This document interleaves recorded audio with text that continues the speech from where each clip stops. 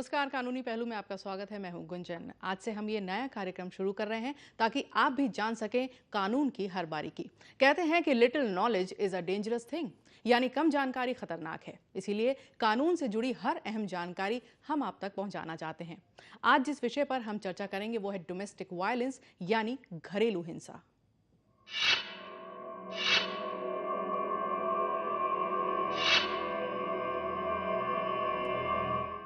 आगे बढ़ेंगे, लेकिन सबसे पहले देखिए ये रिपोर्ट।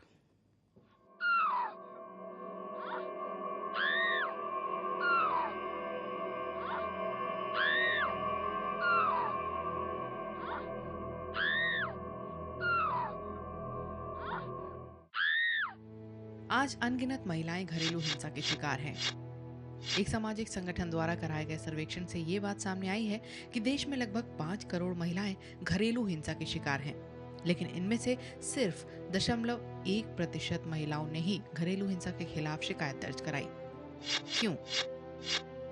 क्योंकि शायद वो जानती हैं कि अगर उन्होंने ऐसा किया तो मायके और ससुराल दोनों घरों के दरवाजे उनके लिए हमेशा के लिए बंद हो जाएंगे, चाहे उनके लिए विवाहित जीवन में प्रवेश करने का अर्थ एक तनावपूर्ण और हिंसापूर्ण अस्तित्व की शुरुआत ही क्यों ना हो।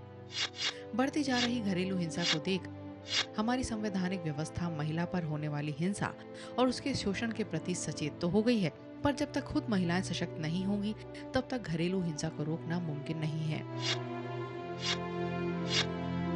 सन 2006 में भारत सरकार ने घरेलू हिंसा से महिला संरक्षण अधिनियम 2005 लागू किया, जिसके अनुसार महिला के साथ होने वाली किसी भी प्रकार के गलत व्यवहार, मतलब मारपीट, गाली गलौज, अपशब्दों का प्रयोग करना, दहेज को लेकर या फिर औलाद न होने पर, उसके मना करने पर भी शारीरिक संबंध बनाना या फिर ऐसा कोई भी कृत्य करना जो कि महिला के स्वास्थ्य या उसकी जिंदगी के लिए घातक हो, आदि को अपराध की श्रेणी में रखा गया और इसके दोषी पाए जाने वाले के लिए कड़ी से कड़ी सजा का भी प्रावधान रखा गया। घरेलू हिंसा के प्रकार: शारीरिक हिंसा, मारपीट करना, धकेलना, ठोकर मारना, लात मारना, मुक्का मारना, यानी कि उसे किसी भी प्रकार की शारीरिक पीड़ा या क्षति पहुंचाना।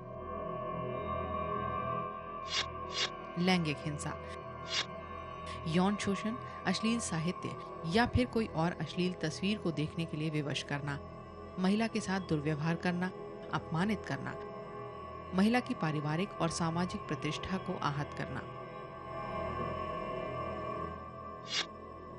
मौखिक और भावनात्मक हिंसा, अपमान करना, चरित्र पर दोषारोपण करना, पुत्र न होने पर अपमानित करना, बांझ कहना, दहेज इत्यादि न लाने पर अपमानित करना, दहेज लाने के लिए विवश करना, नौकरी न करने या उसे छोड़ देने के लिए विवश करना, उसकी पसंद के व्यक्ति से विवाह न करने देना, किसी विशेष व्यक्ति से विवाह करने के लिए विवश करना, आत्महत्या करने की धमकी देना, कोई अन्य मौखिक दुर्व्यवहार करना। आर्थिक हिंसा, बच्चों की पढ़ाई और उनके संरक्षण के लिए धन उपलब्ध न कराना, बच्चों के लिए खाना, कपड़े, दवाइयां उपलब्ध न कराना, रोजगार चलाने से रोकना या उसमें रुकावट पैदा करना, वेतन इत्यादि से प्राप्त आय को ले लेना, घर से निकलने के लिए विवश करना, किसी भी ऐसी चल अचल वस्तु या संपत्ति को बेचना जो कि महिला और उसके बच्चों के निर्वाह के लिए जरूरी हो।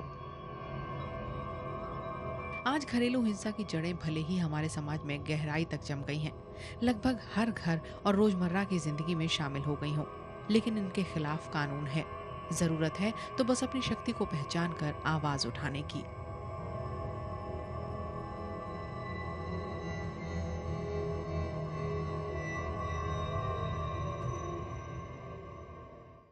तो आज कानूनी पहलू में जिस मुद्दे पर हम बात कर रहे हैं वो है घरेलू हिंसा, यानी कि डोमेस्टिक वायलेंस। अगर किसी भी तरह से आप इससे जूझ रहे हैं या इसका शिकार हैं या आपको किसी भी प्रकार के सवाल इससे जुड़े करने हैं तो स्क्रीन पर नंबर फ्लैश हो रहा है, आप कॉल कर सकते हैं। हमारे साथ हैं एडवोकेट विवेक नासा जी। नमस्कार विवेक जी। विवेक जी, बहुत बहुत स्वागत है आपका। विवेक जी, आज बहुत गंभीर मुद्दे पर हम चर्चा कर रहे हैं जो है डोमेस्टिक वायलेंस यानी घरेलू हिंसा। जी हाँ। सबसे पहले ये बताइए कि घरेलू हिंसा है क्या, इसमें क्या क्या आता है? जी, घरेलू हिंसा है यदि किसी व्यक्ति द्वारा अपने घर में किसी महिला के साथ दुर्व्यवहार किया जाता है, हिंसा की जाती है, जैसे कि शारीरिक हिंसा ले लीजिए, जैसे कि आपने भी दिखाया अभी, मारपीट करना, थप्पड़ मारना, लात मुक्के मारना, धक्के देना, धकेलना और अन्य तरीके की मार पिटाई करना, जी। या फिर कोई मौखिक और भावनात्मक हिंसा जैसे कि अपमान करना, गालियां देना, पुत्र ना होने पे पुत्र नहीं हुआ इसके लिए अपमानित करना, जी। या कोई औलाद नहीं हुई इसलिए अपमानित करना। और भी कई तरीके की हो सकती हैं, जैसे कि आप नौकरी कर रहे हैं तो आपको महिला को नौकरी करने ना देना, उसे विवश करना नौकरी ना करने के लिए, या किसी व्यक्ति विशेष से विवाह करने के लिए मजबूर करना, या किसी व्यक्ति विशेष से विवाह ना करने देना, या फिर अन्य तरीके की घरेलू हिंसाएं। ये सब घरेलू हिंसा अधिनियम 2005 के अंतर्गत आती हैं। यानी कि सिर्फ फिजिकल अब्यूज ही इसमें इन्वॉल्व नहीं है, अगर मौखिक तौर पे या मेंटली आपको कोई हैरेस कर रहा है वो भी घरेलू हिंसा में ही आता है। बिल्कुल बिल्कुल। एक पॉइंट विवेक जी हमने इसमें दिखाया था कि अपनी पसंद के व्यक्ति से शादी ना करने देना, जी। तो क्या मायके वालों पे भी ये लागू होता है घरेलू हिंसा? बिल्कुल होता है, मायके वालों के अगेंस्ट भी होता है और ससुराल के अगेंस्ट भी होता है। ऐसा कोई भी व्यक्ति जिसके साथ आप परिवार के रूप में रह रहे हैं, हर उस व्यक्ति के against domestic violence act applicable है। अगर कोई महिला लिव इन रिलेशनशिप में भी रह रही है, उस पर भी डोमेस्टिक वायलेंस एक्ट एप्लीकेबल है। तो एक बहुत अहम जानकारी विवेक जी ने हमें दी है कि ये जो घरेलू हिंसा या डोमेस्टिक वायलेंस है ये सिर्फ ससुराल तक ही सीमित नहीं है। अगर आप ऐसा सोच रहे हैं कि घरेलू हिंसा सिर्फ ससुराल में होती है, ऐसा कुछ नहीं है। अगर आप लिव इन रिलेशनशिप में हैं या फिर आपके मायके वाले आप पे अनड्यू दबाव डाल रहे हैं कि किसी आदमी से शादी करने को जिससे आप नहीं करना चाहते, वो भी घरेलू हिंसा के अंडर ही आता है। एक बात और पूछना चाहेंगे विवेक जी आपसे, क्या महिलाएं जो घरेलू हिंसा के शिकार हैं खुलकर सामने आती हैं? ऐसा देखा गया है कि महिलाएं खुलकर सामने नहीं आती हैं। इसका रीज़न ये है कि महिलाएं सोचती हैं कि घर में अगर हम ऐसी कोई शिकायत करेंगे तो हमारा घर में रहना मुश्किल होगा और ताने दिए जाएंगे और हिंसा में वृद्धि भी हो सकती है। तो महिलाएं यूजुअली ऐसी कंप्लेंट करने से डरती हैं और सामने नहीं आती। जी जी। इसके खिलाफ कानून की अगर बात करें कि आप तो लॉयर हैं, एडवोकेट हैं, कानून क्या कहता है ये सब हम जानते हैं, लेकिन फिर भी एक बार ब्रीफली आपसे चाहेंगे कि क्या कानून है इसके खिलाफ? अगर कोई महिला शारीरिक हिंसा झेल रही है या मानसिक प्रताड़ना झेल रही है और वो जाती है, अगर वो लॉ का सहारा लेना चाहे तो क्या प्रावधान है? इस कानून के अनुसार प्रावधान है कि वो अपने आसपास के थाने में, पुलिस स्टेशन में जाके कंप्लेंट कर सकती है और कंसर्न पुलिस ऑफिसर को उस पर एक्शन लेना है। अगर पुलिस ऑफिसर उस कंप्लेंट पे एक्शन नहीं लेता है तो उसे हर जिले में एक प्रोटेक्शन ऑफिसर डिप्यूट किया गया है इस कानून के अंतर्गत। वो उस प्रोटेक्शन ऑफिसर के पास जाए, अपनी कंप्लेंट दे, अब उसकी कंप्लेंट रिटर्न में लिखी जाएगी और उस पर कंसर्न एक्शन लिया जाएगा। अगर प्रोटेक्शन ऑफिसर से भी बात नहीं बनती है तो इस कानून में प्रावधान है, अलग अलग एनजीओ हैं जो कि आपकी हेल्प करेंगे। आपको फ्री लीगल सर्विसेज दी जाती हैं। सरकार ने इसका भी प्रावधान रखा है। अगर किसी महिला के पास पैसा नहीं है जाने के लिए, किसी वकील करने के लिए पैसा नहीं है, तो वो फ्री लीगल सर्विसेज अथॉरिटी के द्वारा फ्री लीगल एड का भी की सहायता ले सकती है। जी विवेक जी आपसे बात करेंगे, लेकिन महेश कुमार जी हैं पलवल से हमारे साथ जुड़ गए हैं। महेश जी आपका बहुत बहुत स्वागत है। जी मैम। जी महेश जी अपना सवाल पूछिए। मैम मेरा एक छोटा भाई है। जी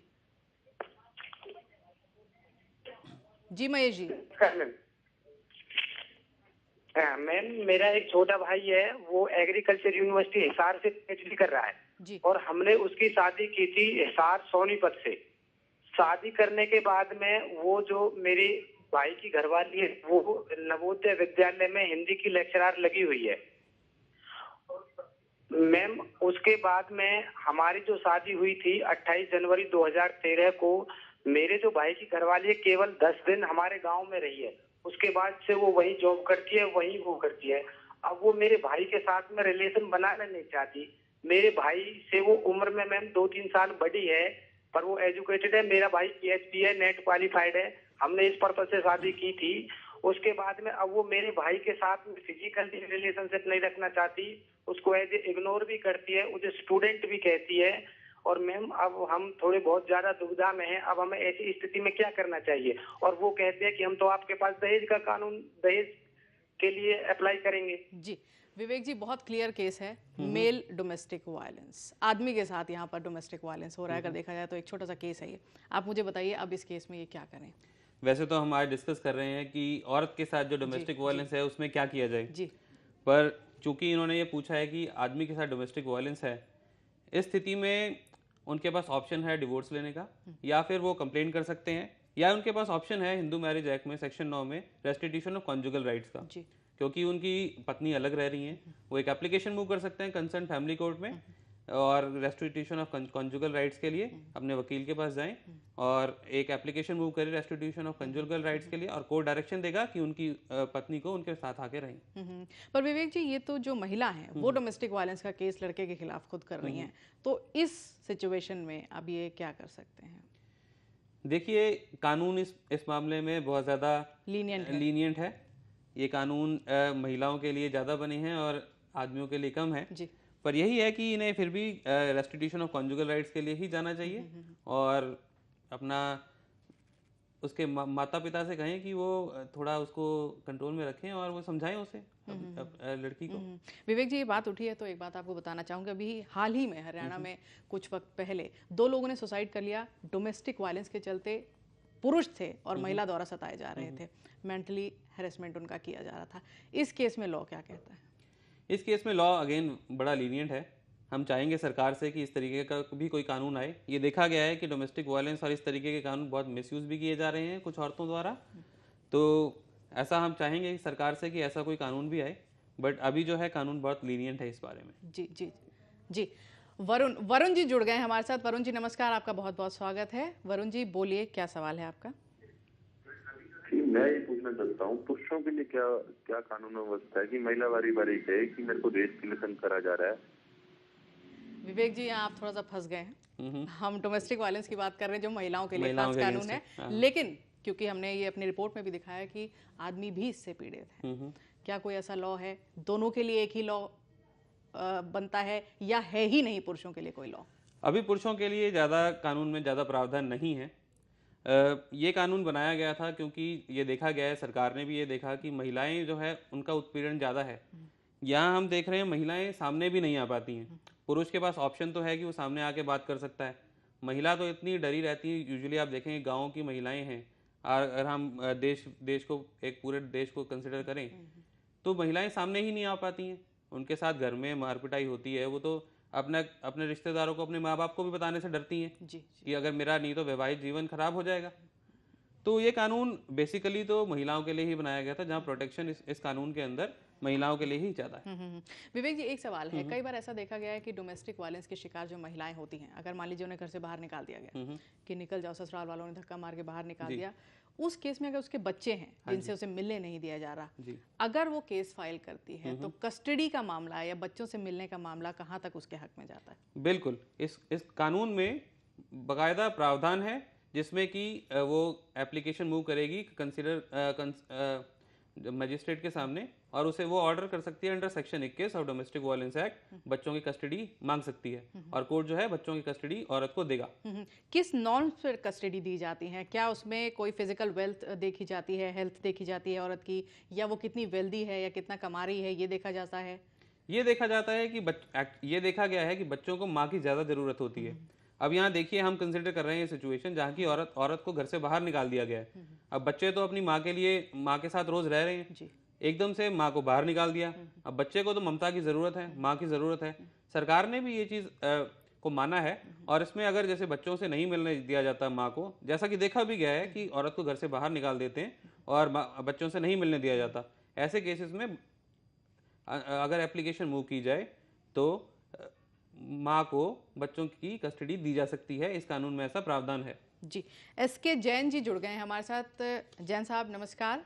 हाँ नमस्कार जी जैन साहब बताइए, आपका क्या सवाल है? हाँ, ये सिचुएशन हर घर के ऊपर है, बहुत सारी जगह पे है ये। जैन साहब आपसे दरखास्त करेंगे कि अपनी टीवी की वॉल्यूम बंद कर दीजिए। हाँ जी जैन साहब अपने टीवी की वॉल्यूम बंद कर दीजिए, हम आपको सुन नहीं पा रहे। जी बताइए। अभी ये हर जगह पे देखने में आता है कि अभी एक महीना मैरिज नहीं हुआ, वो कहीं और, दूसरा कहीं और। इंडिया से बाहर भी यही हालत है जी। अमेरिका ले लीजिए, लंदन ले लीजिए, और अभी हमारे हिंदुस्तान में यही चीजें होने लग गई। ठीक है, विधायक जो पास किया गवर्नमेंट ने, बहुत अच्छा, लेकिन इसमें दोनों ही का बड़ी अजीब सिचुएशन है। कई दफा लड़की गलत निकलता है, कई दफा लड़का गलत। जी जी, आपका सवाल क्या है जैन साहब? सवाल यही है कि इसमें कैसे ये लोग हमारे सुधरेंगे, कंट्री के और सभी लेडीज, ये सवाल जी जी, नासा साहब, बहुत बड़ा सवाल है कि समाज कैसे सुधरेगा। अगर जैन साहब की बात करें तो मुझे उनकी आवाज़ से लग रहा था बहुत वृद्ध हैं, बहुत दुनिया देखी है। उनका सवाल नहीं था, एक हिदायत थी, और सवाल भी उसमें छुपा ये है कि समाज कैसे सुधरेगा। समाज को सुधारने के लिए कानून की ज़रूरत होती है। पहले हमें समझना है कानून बनता क्यों है। पर नासा जी, कानून एप्लीकेबल कितना है, अप्रोचेबल कितना है? कानून बहुत अप्रोचेबल है। अगर कोई महिला के साथ कुछ ऐसा डोमेस्टिक वायलेंस हो रही है तो कानून के हिसाब से कंसर्न पुलिस स्टेशन में जाके कंप्लेंट दे सकती है जी। हर जिले में एक प्रोटेक्शन ऑफिसर डिप्यूटेड है, वहां जा सकती है। एनजीओ है, एनजीओ के पास जा सकती है, अपनी कंप्लेंट दे सकती है और वो कंसर्न मजिस्ट्रेट के पास लेके जाएंगे। अगर कहीं भी सुनवाई नहीं है तो वो कोर्ट में डायरेक्ट एक क्रिमिनल कंप्लेंट भी फाइल कर सकती है। अच्छा। और मजिस्ट्रेट उस पर खुद इंक्वायरी करके अप्रोप्रिएट एक्शन लेगा। प्रावधान है जी। और रेमेडीज भी हैं, बस जरूरत है बाहर निकलने की, सशक्त होने की और एक्शन लेने की। पर वकील साहब, आपने बताया इतने सारे नॉर्म्स हैं हमारे पास, लॉज हैं जो कि डोमेस्टिक वायलेंस एक्ट के लिए ही बनाया गया है। दूसरी बात, एनजीओज हैं और बहुत सारे ऐसे वर्कर्स हैं। उस औरत का क्या करें जो इन सब से अछूती है, जिसे पता ही नहीं कि समाज में ऐसी चीजें हैं और वो सिर्फ मार खा रही है? What should she do then? उसे अब देखिए, ऐसा नहीं है कि डोमेस्टिक इस कानून के अंदर औरत खुद सामने आई। औरत का कोई रिलेटिव, कोई पड़ोसी, कोई भी रिश्तेदार जाके कंप्लेंट कर सकता है। वो पुलिस के पास जा सकता है, प्रोटेक्शन ऑफिसर के पास जा सकता है, एनजीओ के पास जा सकता है या फिर डायरेक्ट कोर्ट में भी आ सकता है। जी जी जी। ऐसा देखा गया है, औरत खुद बाहर निकल के नहीं आती है। बट जरूरी नहीं है कि औरत खुद बाहर निकल के आए और कंप्लेंट करे। जी। उसका कोई रिश्तेदार, कोई पड़ोसी, वो भी जाके कंप्लेंट कर सकता है और उसके उस औरत की प्रोटेक्शन की जाएगी। ठीक है वकील साहब, मान लीजिए किसी औरत ने कंप्लेन करी, ठीक है। अब उसकी अगर सुरक्षा की बात की जाए जी, तो वो कानून क्या कहता है उस बारे में? कानून उसमें प्रोटेक्शन ऑर्डर्स की बात कहता है। जो पहले देखा जाए, अगर जैसे ही वो पुलिस के पास जाएगी तो कंसर्न पुलिस ऑफिसर की भी ड्यूटी है कि उसको प्रोटेक्शन दे। प्रोटेक्शन ऑफिसर के पास जाएगी। प्रोटेक्शन ऑफिसर अगर ये देखता है महिला की कंप्लेंट पे कि वो वापस अगर घर में जाएगी तो उसके साथ और मारपीट की जाएगी। तो प्रावधान है शेल्टर होम्स का, जहां अगर महिला अपने घर में, ससुराल में या मायके में नहीं जाना चाहती तो वो शेल्टर होम में जा सकती है। और प्रोटेक्शन ऑफिसर की ड्यूटी है, ऑब्लिगेशन है कि वो शेल्टर होम में उस महिला को लेके जाए। इवन अदरवाइज इस कानून में प्रावधान है कि अगर आपका किसी महिला का पति उसके साथ मारपीट करता है या घर वाले भी मारपीट करते हैं तो वो कोर्ट से प्रोटेक्शन ऑर्डर सीख कर सकती है। और प्रोटेक्शन ऑर्डर्स के तहत क्लियर डायरेक्शंस होती हैं कोर्ट की कि उसके साथ मारपीट नहीं की जाएगी। अगर उस घर में महिला अकेली रहना चाहती तो उस घर में महिला अकेली रहेगी। रेजिडेंस ऑर्डर्स का भी प्रावधान है जिसमें कि महिला किसी भी घर में, जिस शेयर्ड हाउस होल्ड में वो रहती है, अपने मायके में या फिर ससुराल में जहाँ से उसे निकाल दिया गया है, वहां जाके रेजिडेंस ऑर्डर क्लेम कर सकती है, वहां रह सकती है। और प्रोटेक्शन ऑफिसर और कंसर्न एसएचओ जो कंसर्न पुलिस स्टेशन का है, उसकी ऑब्लिगेशन है कि वो उसको प्रोटेक्ट करे। उस मकान में जहाँ रेजिडेंस ऑर्डर्स मिले हैं वहाँ उसे कुछ परेशानी ना हो, उसका भी he should make it sure. आपने पुलिस की बात की, पुलिस की बात भी आपसे करेंगे, लेकिन पहले राजेंद्र सिंह जी हैं महेंद्रगढ़ से। राजेंद्र जी नमस्कार। नमस्कार राजेंद्र जी, क्या आप हमें सुन पा रहे हैं? राजेंद्र जी, आपसे दरखास्त करेंगे अपने टीवी की वॉल्यूम बंद कर दीजिए।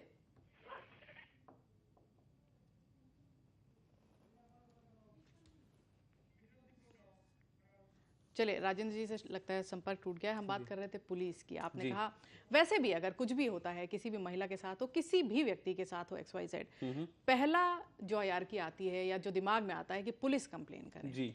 पुलिस कंप्लेन भी होती है, जाते भी हैं थाने में, लेकिन होता क्या है, पहले आप ये बाइट देखिए, एक छोटा सा इंटरव्यू है, हम आपको दिखाते हैं। जी देखिए। डोमेस्टिक वायलेंस पर हमारी तमाम सरकारें, विपक्ष, पक्ष, पुलिस और तमाम संस्थाएं बहुत अच्छे निबंध लिखती हैं, बहुत सुंदर निबंध लिखती हैं, बहुत सारी चिंताएं दिखाती हैं।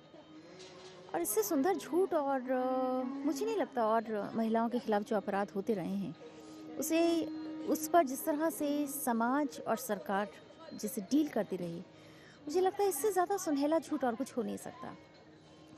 क्योंकि एक ऐसा अपराध है जो बहुत खुलकर किसी भी औरत के लिए बोलना आसान नहीं। और दूसरी बात ये कि इस पर एनालिटिकल स्टडी बहुत ही कम हुआ है। अगर हम आंकड़ों को देखते हैं तो हम ये पाते हैं कि हर 3 में से एक महिला, कम से कम एक महिला डोमेस्टिक वायलेंस की शिकार है, जिसका मतलब है कि पूरी दुनिया की कम से कम 1/3 औरतें। ज़्यादातर औरतें बोलने की हिम्मत नहीं जुटा पाती, बता नहीं